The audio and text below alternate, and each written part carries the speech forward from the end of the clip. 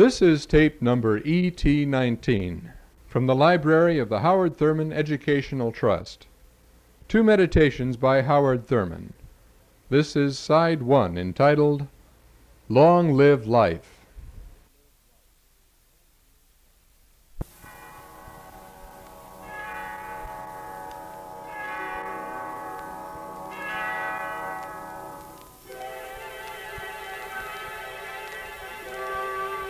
Let the words of my mouth and the meditation of my heart be acceptable in thy sight, O Lord, my strength and my Redeemer.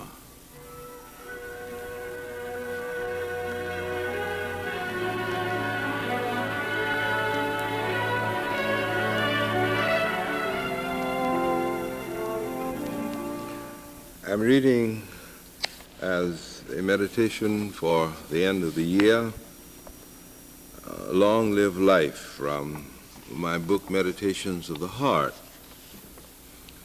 There is something which seems utterly final about the end of a year. It means that we are 1 year older. This is a fact, definite and inexorable. We are 12 months closer to the end of our physical time span, 1 year closer to death. It means that in some important ways we are taken farther from or brought closer to the goal of our living, whatever that goal may be.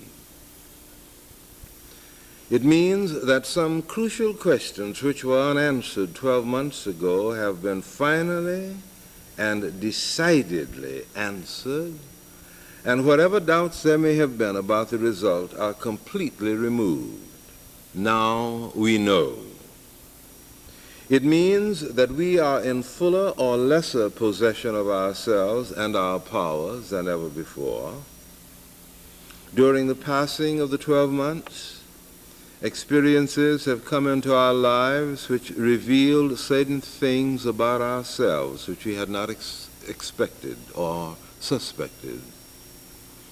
Some new demand was made upon us which caused us to behave in a manner that was stranger to our established pattern of life, and we felt shocked, surprised, enraged, or delighted that such was possible for us. We met someone with whom we built the kind of relationship which opened up to us new worlds of wonder and magic, which were completely closed to us a year ago. It means that we are wiser by far than we were at year's beginning. The circling series of events upon whose bosom we have been wafted cut away our pretensions, stripping us bare of much beneath which we have hidden even from ourselves. When we saw ourselves revealed, there was born a wisdom about life and its meaning that makes us say with all our hearts this day that life is good and not evil. It means that we have been able to watch as if bewitched, while the illumined finger of God pointed out a path through the surrounding darkness where no path lay. Exposed to our surprised gaze, a door where we were sure there was only a blank wall.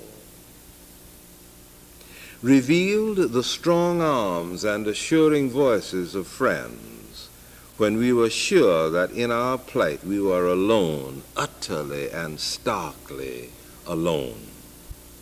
All of these meanings and many more counsel us that because life is dynamic and we are deeply alive, the end of the year can mean only the end of the year, not the end of life, not the end of us, not even the end of time.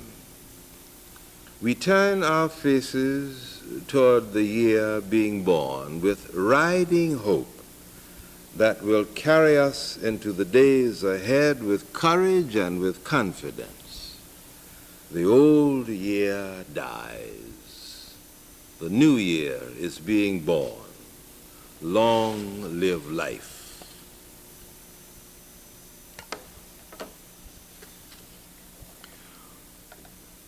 One of the simplest and most obvious things that can be said about the year that is rapidly coming to a close is the fact that the months that are past belong to the past.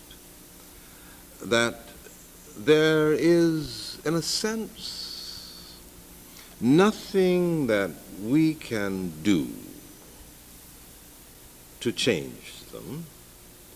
The wheels of time move forward always, backwards never.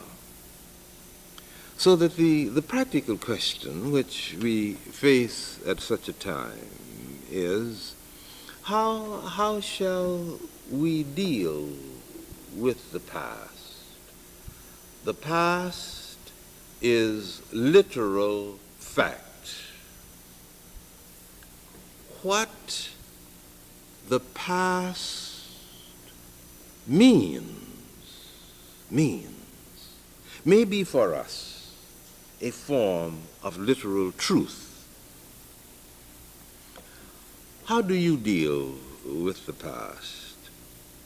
In answering such a question, one of the things which must be borne in mind rather steadily is the way in which one's memory, one's faculty of remembering serves one's needs. If we remember the past indiscriminately, then it is impossible for the past to net to us in the present its full meaning and its full significance. Therefore, it seems the better part of wisdom and authentic insight to use the ability to remember with sensitive discrimination, to go back over the past 12 months and lift out of all of the multitudinous experiences that entered into one's life, those experiences, those moments which are worthy of bringing into the present with their freshness. If, for instance, your attitude is one that is negative, so that you use your memory of the past 12 months to recall the things that were unpleasant, the things that worked most against your purposes, the things that gave you difficulty, if these are the things that you remember, then they become the lenses through which you look out upon the present and the future.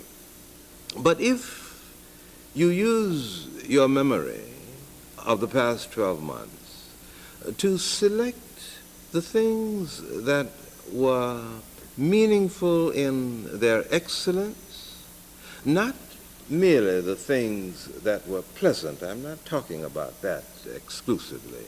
But what I mean is that those experiences from the past, those incidents that took place from December or January last until the present time, from which you learned something, those experiences that taught you something fresh and new about yourself, those experiences without which you would not be as sensitive as you are now to values, those experiences that made you aware of yourself, your purposes, your world. Now this is one of the very important things, it seems to me, that should be a part of our meditation at the end of the year.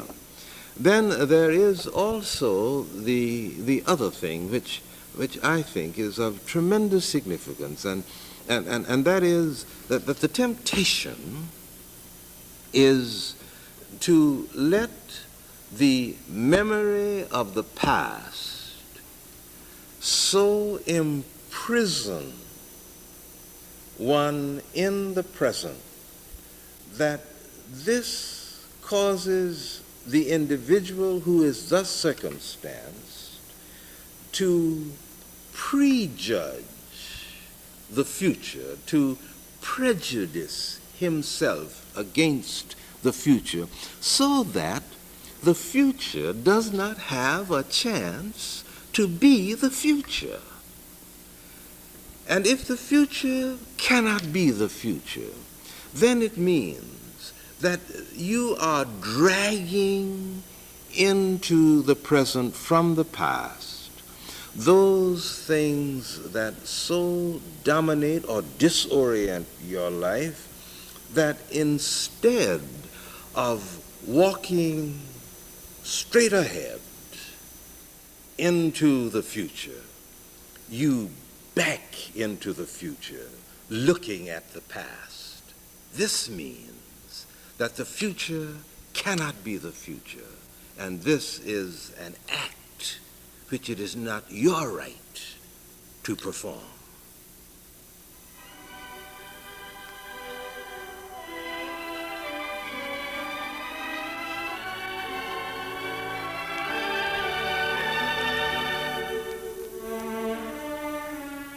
Let the words of my mouth and the meditation of my heart be acceptable in thy sight, O Lord, my rock and my redeemer.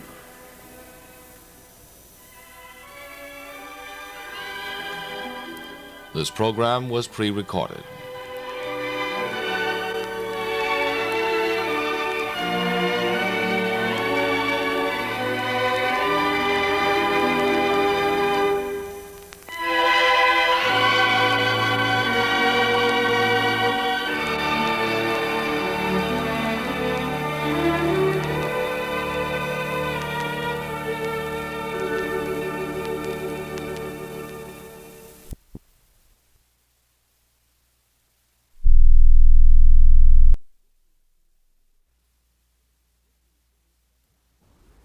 This is tape number ET19 from the library of the Howard Thurman Educational Trust.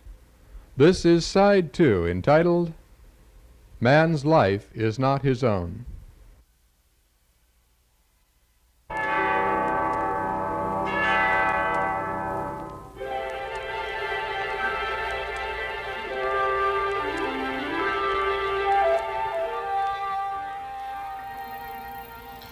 Let the words of my mouth and the meditation of my heart be acceptable in thy sight, O Lord, my strength and my redeemer.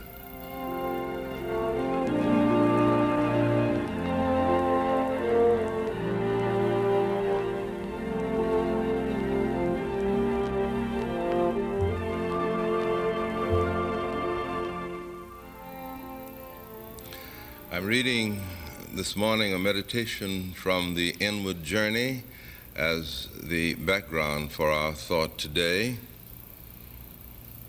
Thou hast made known to me friends whom I knew not.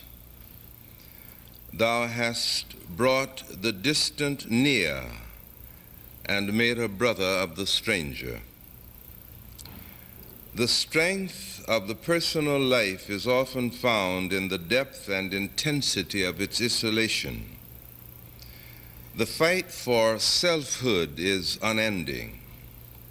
There is the ever-present need to stand alone, unsupported and unchallenged. To be sure of oneself, to be counted for oneself as oneself, is to experience aliveness in its most exciting dimension.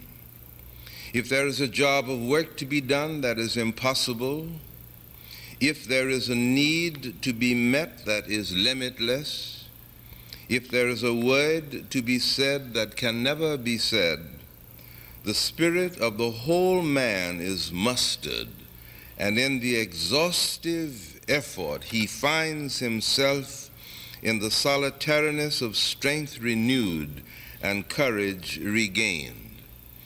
Below the surface of all the activity and functioning in which life engages us, there is a level of disengagement when the individual is a private actor on a lonely stage. It is here that things are seen without their outer garbs. The seedlings of desires take quiet root. The bitter waters and the sweet springs find their beginnings.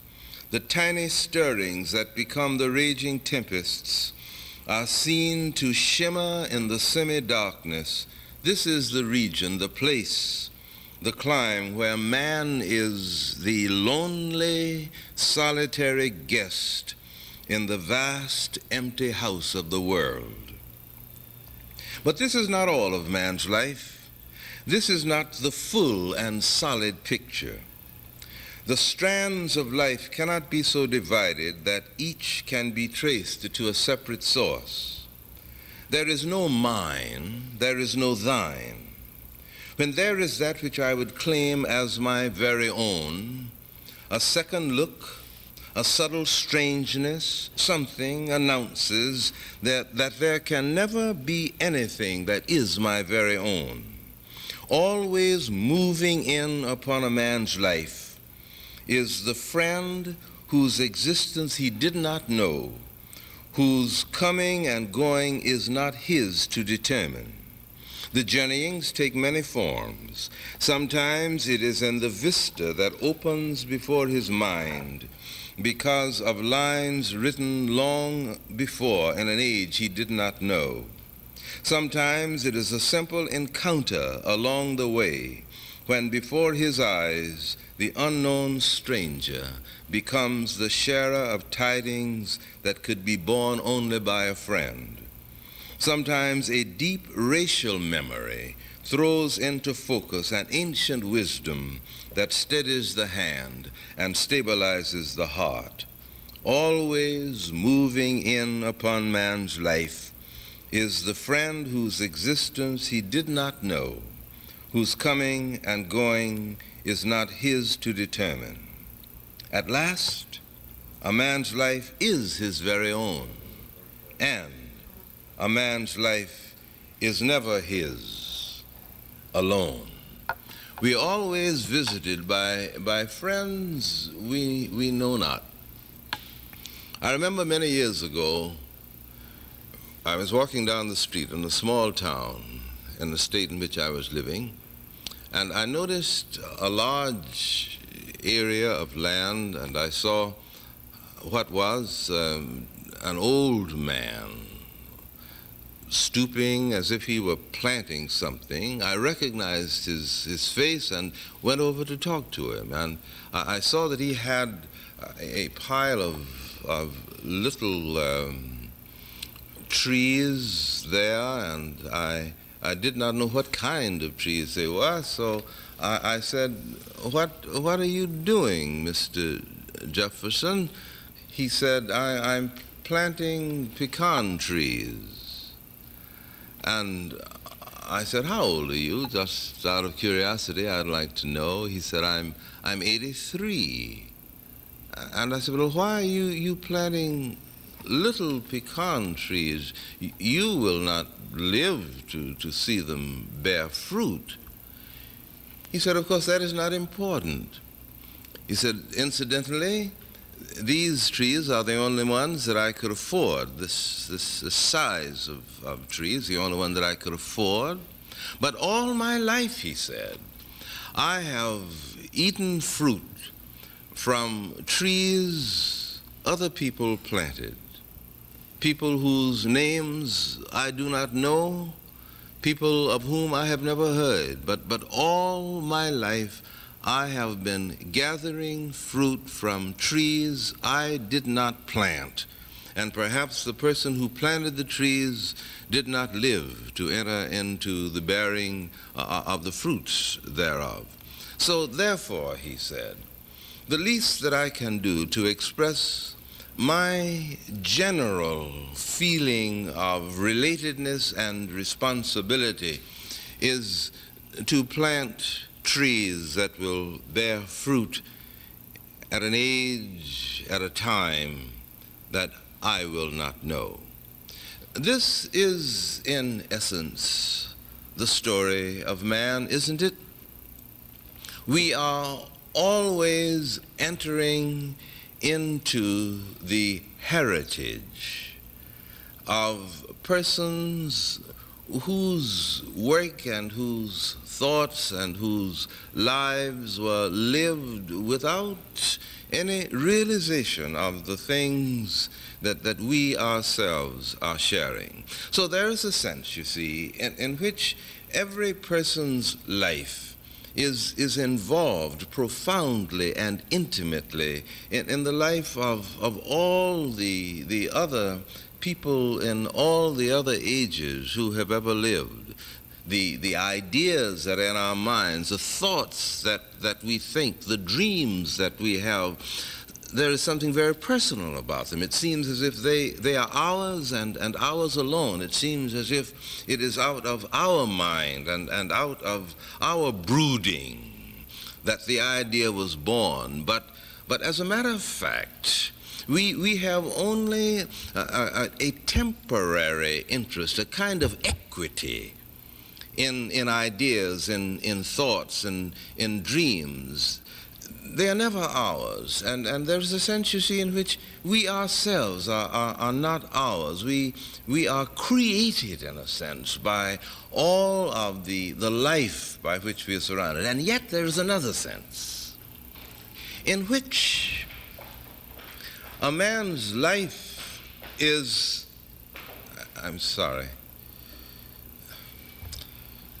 there's a sense in which a man's life is solitary, a sense in which his life is uniquely his. It is in that deep, quiet area of his spirit where things are stripped bare to their literal substance, where he is in essence his true self, where his authentic dreams and hopes take on a shape which has the imprint and the character of his own mind and his own life and his own spirit and his own living substance.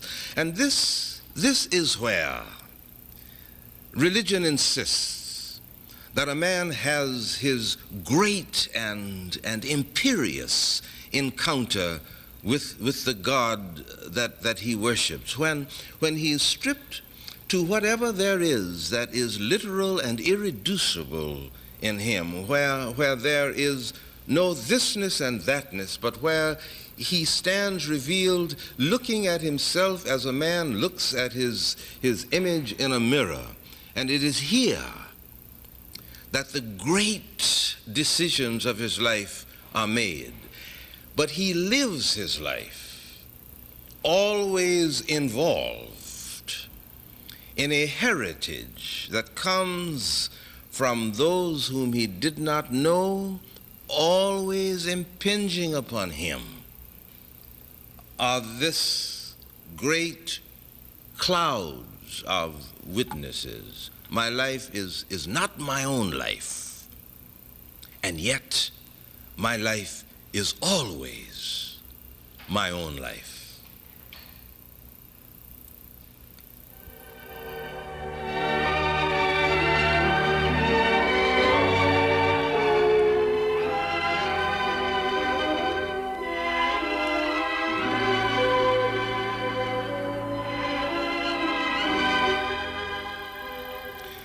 Let the words of my mouth and the meditation of my heart be acceptable in thy sight, O Lord, my rock and my redeemer.